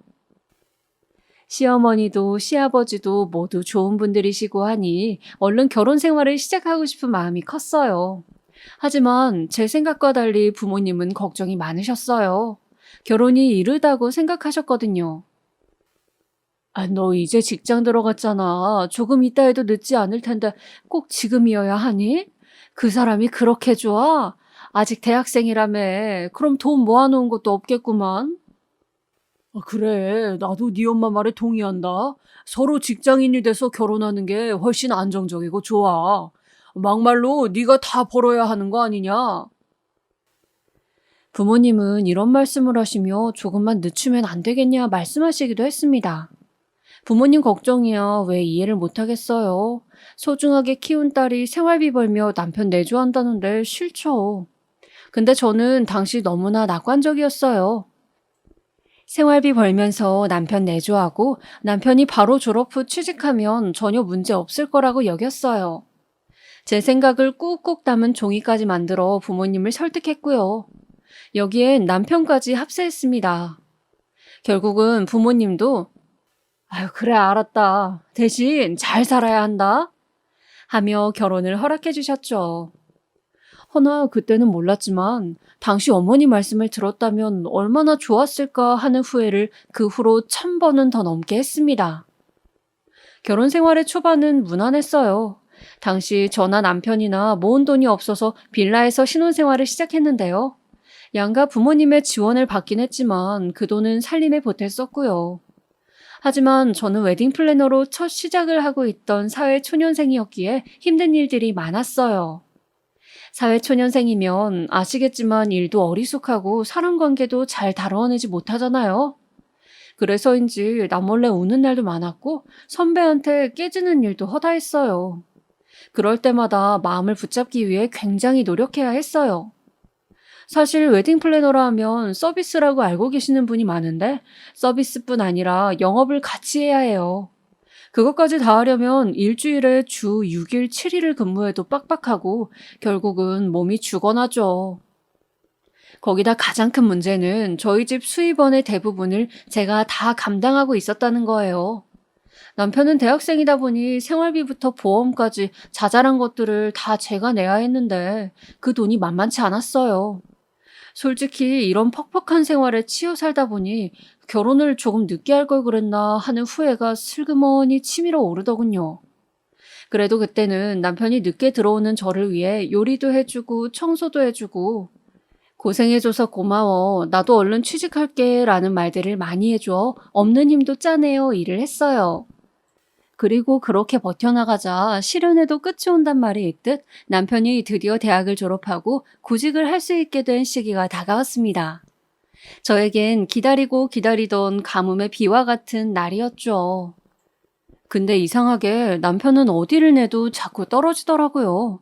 심지어 면접 연락조차 오질 않았어요. 분명 학점도 나쁘지 않고 인턴 경력도 없지 않은데 왜 이러지 싶었습니다. 취직에도 운이 필요하다고 남편에게 운이 들어오지 않는 것 같았습니다. 그러다 보니 저마저도 조바심이 들면서 닥달하고 싶지 않았지만 자꾸 물어보게 되더라고요. 여보, 오늘도 연락 안 왔어? 왜 안 왔지? 이상하네. 아이, 그만 좀 물어봐. 너 지금 돈 번다고 유세냐? 나도 취직할 거야, 곧. 어련히 연락 오겠지. 왜 이렇게 목살게 구냐, 사람을? 뭐? 내가 언제 그랬다고? 나는 그냥 물어본 거야. 당신 압박하려거나 하는 게 아니고. 그런 의도로 들렸다면 미안해. 됐어. 말 걸지 마. 짜증나니까. 남편은 취직난을 겪으면 겪을수록 사람이 점점 쪼잔해지고 옹졸해지더라고요.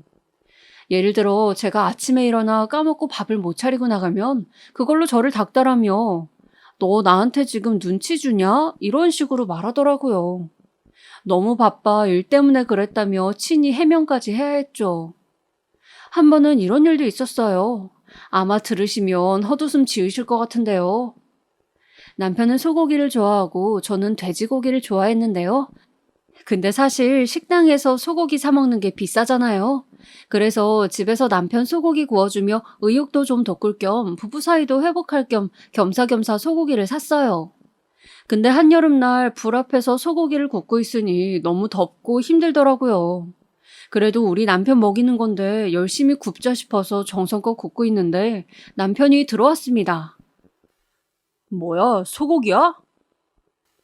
당신 좋아하는 거 오랜만에 해주려 그러지. 얼른 씻고 앉아. 배고프지? 기 막혀.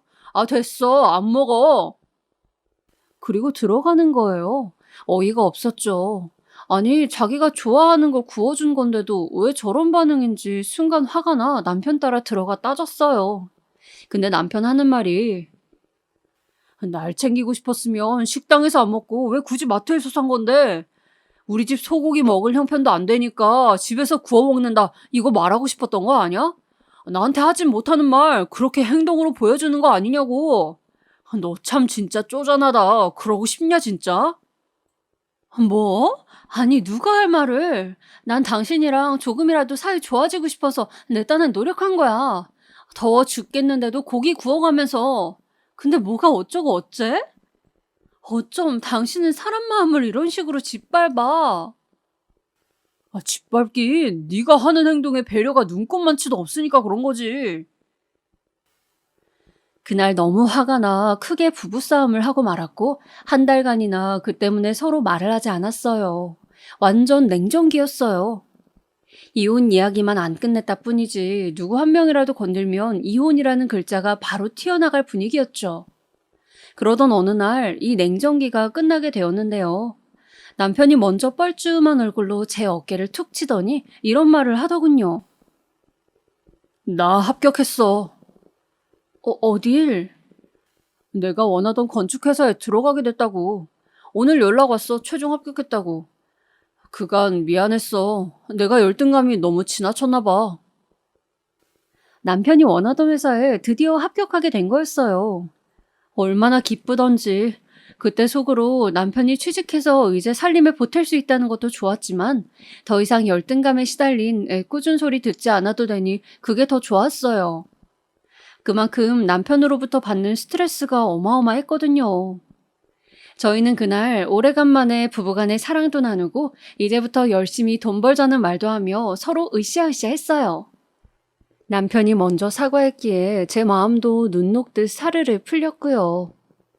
남편 취직하기 전 그 일주일이 천국이었던 것 같습니다.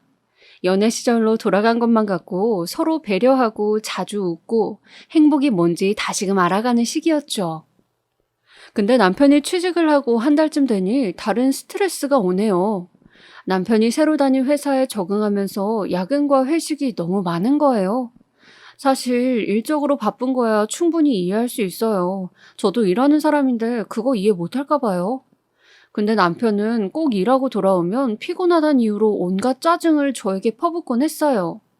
제가 무슨 감정 쓰레기통도 아닌데 그 스트레스를 도대체 왜 아내에게 푸는 걸까요? 여보, 나도 일하는 사람이야. 당신 힘든 거 알겠어. 근데 집에선 화 좀 그만 내면 안 돼? 당신 사소한 걸로 이러는 거 나도 이젠 지쳐. 어제는 냉장고 수리기사한테까지 일 못한다고 별것도 아닌 걸로 화냈잖아. 솔직히 쪽팔려 죽는 줄 알았어. 야, 너 무슨 말을 그따위로 하냐? 일 못하는 놈 못한다고 지적하는 게 무슨 잘못인데?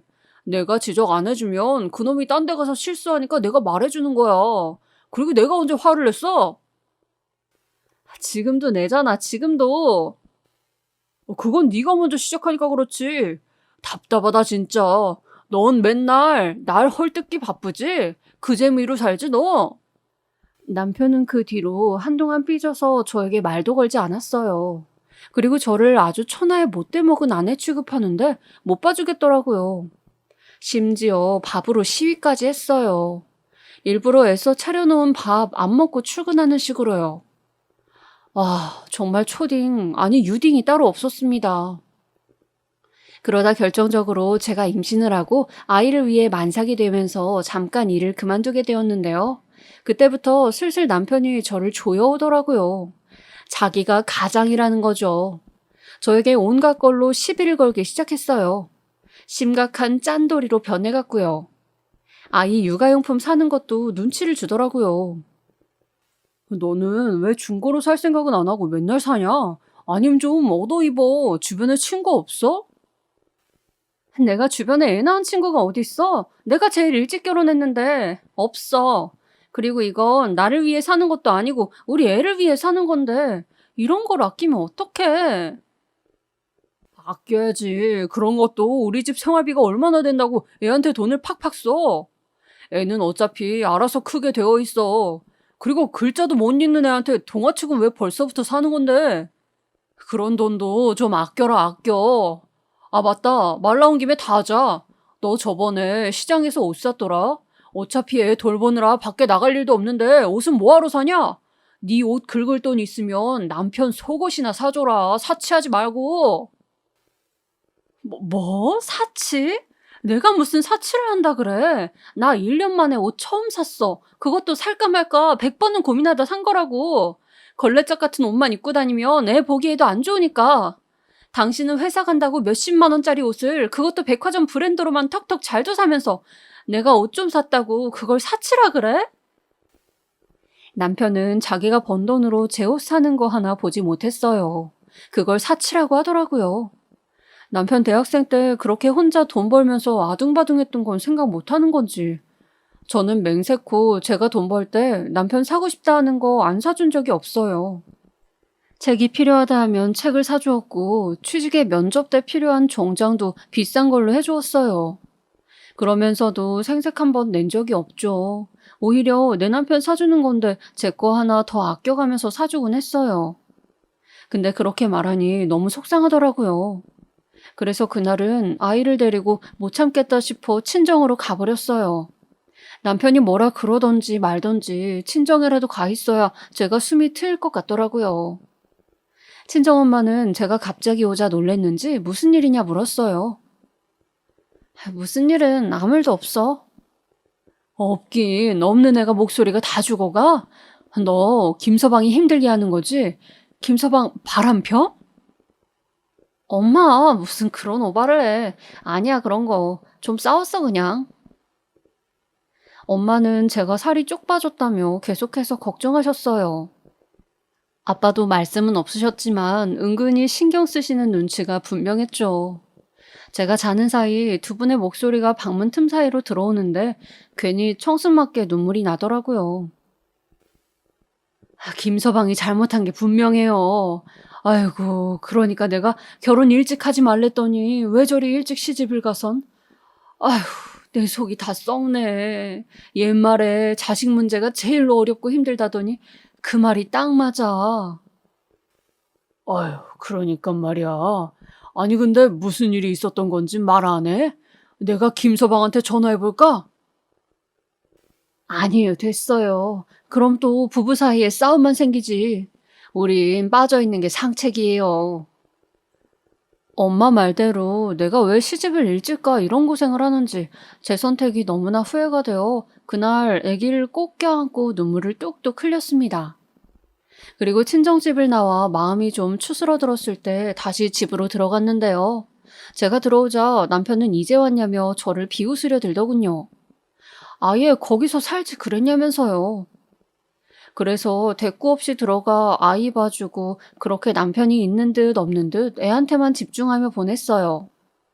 거기다 한 가지 다행스러웠던 건 남편이 지방으로 출장을 많이 다니곤 해서 며칠씩 집에 안 들어올 때가 많았는데 눈에서 안 보이니까 그렇게 좋을 수가 없더라고요.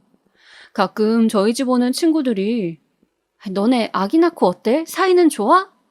묻곤 하면 남편 없으니까 세상만사가 편해. 이대로 출장이 길어졌으면 좋겠다. 라고 말하곤 했죠. 연애할 땐 그토록 좋았던 우리, 서로 한 번이라도 더 껴안고 싶어서 안달이 났던 우리인데 어쩌다 이렇게 변하게 됐을까. 가끔 과거를 떠올리다 보면 그런 애처로운 생각이 들어 씁쓸해지기도 했지만 일부러 그런 감상엔 저지려 하지 않았어요. 거기다 애를 낳고 잠시 쉬니 일이 무척 하고 싶더라고요. 그래서 아이가 어린이집에 갈 나이가 되었을 땐 바로 일을 시작했어요. 다시 시작하게 된 웨딩 플래너 일은 솔직히 일하는 시간도 많고 정말 못 벌 땐 100만 원만 가져가는 직업이었지만 제가 잘만 하면 한 달에 500, 600도 가져갈 수 있는 직업이었기 때문에 더 욕심이 났어요. 제 능력으로 원하는 성과를 내면 그만큼 돈을 가져갈 수 있다는 거잖아요. 그 점이 매력적이었죠. 그리고 확실히 애를 낳고 일을 해서 그런지 전보다 훨씬 마음의 여유가 있고 고객 상대하는 것도 어렵지가 않더라고요. 사실 결혼하시려는 분들은 나이대가 높은데 그에 비해 나이 적은 제가 웨딩 플래너로 오면 조금 못 믿어 하시는 분들도 많았거든요. 근데 나이가 있고 애엄마라 하니 제 결혼 생활을 궁금해 하시기도 하고 그랬어요. 다행히 그렇게 저는 새로 시작한 일에서 흥미를 찾고 다시 삶의 활력을 찾았습니다. 애엄마란 이유로 몇 년간 잊고 지냈던 저라는 존재를 다시 일에서 찾은 느낌이었죠. 근데도 남편은 가끔씩 늦게 일하고 들어올 때면 이런 말을 하곤 했어요. 야, 그거 얼마나 번다고 그 고생을 하냐? 그 시간에 차라리 애를 보지. 애 저렇게 어린이집에 내팽개치고 돌아다니는 거 그거 보기 안 좋아. 저번에 우리 엄마도 그러더라. 너 어디 다니느냐고. 어딜 다니길래 애는 안 챙기냐고. 내가 무슨 나쁜 일 하는 것도 아니고 돈 벌어서 생활비 보태는 건데 그게 뭐 어때서. 그리고 나도 일하고 싶어. 이 일 하는 게 좋고 몇 푼을 벌든 간에 그건 당신이 관여할 바가 아니지. 하여간 말은 청산유수다. 그리고 돈 버는 건 좋은데 아내 역할도 좀 해라. 내 셔츠가 구겨져 있잖아. 저꼴로 다니는 게 보기 좋냐? 처음엔 제 걱정해주느라 그런 소리 하는 줄 알았어요. 아이 보느라 일에 치여 사느라 나름 남편이라고 걱정되나 보다 싶었죠. 근데 아니었어요. 제가 돈 벌면서 활발하게 돌아다니는 꼴이 그저 눈에 보기 싫었던 거죠. 전 그럴수록 더 보란듯이 일하고 애 돌보고 하며 저답게 살려고 노력했습니다. 남편 말 신경 안 쓰고 그렇게 사는 게 훨씬 행복했거든요. 그러다 심장이 아찔할 일이 생기고 말았는데요. 바로 아이 일이었어요. 그날은 제가 일이 밀려 회사에서 야근을 하느라 늦게 들어오던 날이었어요. 남편이 집에서 애를 봐주기로 약속한 날이었죠. 그런데 분명 집에 남편이 있어야 할 시간인데도 도착하니 남편은 없고 아이만 덩그러니 침대에 누워 있더라고요. 거기다 아이의 상태가 이상했어요. 엄마, 나 아파. 많이 아파. 열나. 아이의 말에 머리를 만져보니 불덩이였습니다. 어머나, 어떡해! 너무 놀라 곧바로 핸드폰을 찾아 울부짖고 말았어요. 119죠? 빨리 와주세요. 지금 우리 애가 많이 아파요. 다행히 119 구급 차량이 5분 이내로 도착해 빠른 시간 안에 아이를 데리고 응급실에 도착했습니다. 선생님, 저희 아이 좀 봐주세요. 의사 선생님에게 매달리듯 아이를 봐달라 말씀드렸던 것 같아요. 정말 그때 전 제정신이 아니었어요. 저희 아이 지금까지 태어나서 크게 아팠던 적이 한 번도 없었거든요. 그래서 전혀 그런 쪽으론 생각도 못하고 있다가 갑자기 아이가 아프니 심장이 미친 듯이 뛰고 별의별 생각이 다 들더라고요. 정말 다행인 건 다른 검사도 해봤지만 몸에 이상은 없었고 단순히 발열 증세가 심했던 거였어요. 아이의 고열은 주사와 링거를 맞으며 찬찬히 내려갔고요. 미안해 정원아. 엄마가 늦게 와서 정원이 많이 아팠지? 아니야 엄마. 나 이제 괜찮아. 오히려 저보다 더 기특하고 의연하게 말해주는 아들이 고마워 눈물이 다 났습니다. 하지만 제 화는 곧 남편에게로 향했습니다. 대체 이 인간 어디서 뭘 하고 있었길래 애도 안 보고 있었던 건지 당장 핸드폰을 들어 남편에게 전화를 해보았어요. 어디야 지금? 나 술집인데 왜? 당신 미쳤어? 아, 왜 소리를 지르고 그래? 너야말로 미쳤냐? 지금이 몇 시야? 당신 내가 오늘 정원이 봐달라고 했던 거 잊었어? 지금 정원이 응급실이야. 응급실? 그래, 당신이 없던 바람에 애가 아파서 혼자 침대에서 뒹굴거리고 있더라. 아이씨, 알았어. 지금 갈게. 좀만 기다려. 곧이어 남편이 헐레벌떡 민망한 얼굴로 달려오긴 했지만 오히려 더 화가 날 뿐 상종조차 하고 싶지 않았어요. 남편은 회식이 길어지고 술이 들어가다 보니 애 봐주는 날인 걸 깜빡했다고 변명을 늘어놓았지만 그게 지금 와서 뭐 중요한가요? 어차피 일은 벌어졌는데. 저는 정확히 이렇게 말하곤 애 데리고 나와버렸습니다. 하지만 더 끔찍한 일이 벌어지고 말았죠. 남편이 안 들어온 그날, 바로 그날 벌어진 일인데요. 알고 보니 이 인간이 단순히 회식에 간 게 아닌 것 같더라고요. 제가 그걸 알게 된 건 바로 남편의 휴대전화에 온 알림 때문인데요. 남편은 평소 일할 때 쓰는 핸드폰이 따로 개인용 핸드폰이 따로 있었는데 어느 날 업무 핸드폰으로 자기야 뭐해? 라는 문자가 와 있더라고요. 하필 그때 남편이 샤워하러 들어가기 전 뭘 좀 확인한다고 잠금 장치를 풀어뒀던 터라 문자를 확인할 수 있었죠. 처음엔 광고성 메시지인가 생각했는데 기분이 쎄해 클릭을 했어요. 근데 웬걸? 어떤 여자와 주고 나눴던 사랑의 문자가 가득하더라고요. 심지어 그 여자는 저희 아이가 아픈 날까지도 남편과 함께 있었는지 다음날 잘 들어갔어 라는 문자를 보내왔습니다. 피가 거꾸로 솟는 기분이었습니다. 말 그대로 정말 남편을 패대기 치고 싶은 심정이었어요. 하지만 끓는 피를 잠시 식히고 일단 증거 확보를 위해 남편의 문자 내역을 모조리 캡처해 제 휴대폰으로 보내놓았습니다. 그러다 남편이 출장이 있다며 늦게 들어온다고 말한 날, 저는 문자 내역에서 미리 알아둔 상간녀의 주소로 향했습니다.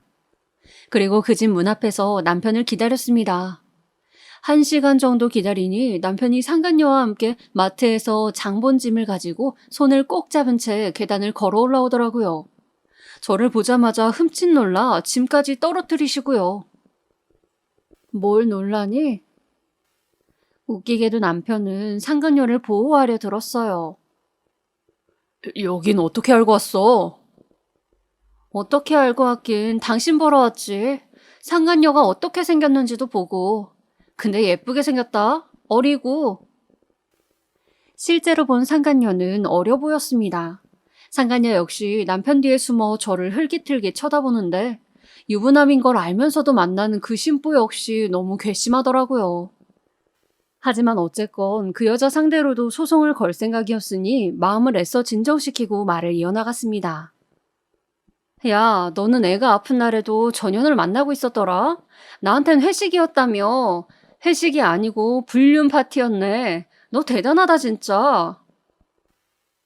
여보, 진정하고 내 말 들어봐.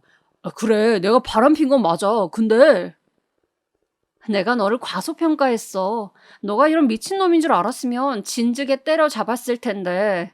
난 바보같이 그것도 모르고 네가 불륜 같은 개짓거리를 저지를 거라고는 상상도 못했어. 출장 갈 때마다 이 집으로 왔겠지? 아, 난 그것도 모르고. 개짓거리라니 말이 너무 심하잖아. 야, 솔직히 너가 뭐 잘한 거 있냐? 너가 아내로서 뭐 제대로 내조를 해주길 했어? 뭐 했어? 일한다고 바쁘다 그러고 맨날 집에 붙어있지도 않았던 게? 네가 뭘 나를 남편이라 생각이나 했냐? 아, 그래서 바람 폈니? 내가 널 남편 대우 안 해줘서? 더 말하지 말고 이혼 소송 갈 거니 그리 알아. 위자료 뜯을 만큼 다 뜯고 끝낼 거니까. 독하게 말하고 내려왔지만 집으로 가는 내내 무슨 정신이었는지 모르겠습니다. 눈물이 앞을 가려 뿌얘질 정도로 울고 또 울었어요. 너무 화가 나고 분했어요. 저 인간을 위해 희생하고 헌신했던 세월이 그런 내 자신이 너무 한심하게 느껴졌습니다. 하지만 어쨌든 제 아이는 키워야 했기에 얼른 이혼하고 새살림을 꾸리는 게 우선이었어요. 그래서 최대한 속전속결로 진행했습니다. 먼저 집을 구해 따로 나와 살면서 부모님께 말하는 게 가장 첫 번째 순서였는데요. 친정 부모님은 역시나 땅을 치시며 오열하셨습니다. 아버지는 당장에 그놈 멱살을 잡겠다며 길길이 날뛰셨고요. 내가 실수했다. 어떻게든 널 보내지 말았어야 했는데. 내가 우리 귀한 딸 자식 고생만 시켰구나, 내가. 아니야, 엄마. 그런 말 하지 마. 아빠도요. 나 씩씩하게 우리 정원이 목까지 잘 살 거야. 그러니까 응원해주세요. 우리 애 하나는 얻었잖아. 저는 정말로 싱글맘이 됐으니 더 열심히 살겠다고 다짐했어요. 어떻게든 잘 살겠다고요. 상황이 저한텐 유리했던 만큼 위자료도 최대한 많이 받아내고 양육권도 가져왔으니 일단 그걸로 속을 풀고 우리 아이와 함께할 미래만을 생각했어요. 아이 학비도 책임지고 결혼 자금도 만들고 하려면 제가 열심히 일해야 했죠. 그리고 그렇게 살다 보니 성과는 자연스레 따라오더라고요. SNS를 활용해서도 홍보를 많이 했는데 그 글을 보시고 문의를 주시는 분들도 많았고 그분들이 다른 분들을 소개해 주셔서 소개로 발을 넓혀가기도 했습니다. 그러다 보니 일을 몰아서 처리할 수 있게 되는 등 노하우가 생겼고 나중에는 월 수입이 500, 600을 훌쩍 넘어가게 되더라고요. 경제적으로 여유로우니 아이와 함께 좋은 곳으로 바람을 쐬러 갈 수도 있었고 친정 부모님에게 용돈도 주기적으로 드릴 수 있었습니다. 결혼 전과 비교하면 훨씬 안정적이고 평안한 삶이었죠. 그때는 돈을 벌어도 남편 눈치를 봤어야 했는데 이제는 돈을 벌면 저로 인해 누군가가 행복해지니까요. 하지만 그러던 중 어김없이 인생의 장애물처럼 남편이 등장하고야 말았습니다. 바로 저에게 청첩장을 주러 온 것인데요. 그것도 제 SNS를 보고 근무하는 회사 앞으로 왔더라고요. 결혼식 올 수 있으면 와. 호텔에서 열거든. 온 김에 호텔 구경도 하고. 지금 뭐 하는 거야? 나보고 네 바람난 상간녀랑 한 결혼식에 오라고? 너 쪽팔리지도 않니? 쪽팔리는 건 너겠지. 그나저나 애 데리고 월급 200으로 살 수 있냐? 좀 도와줄까?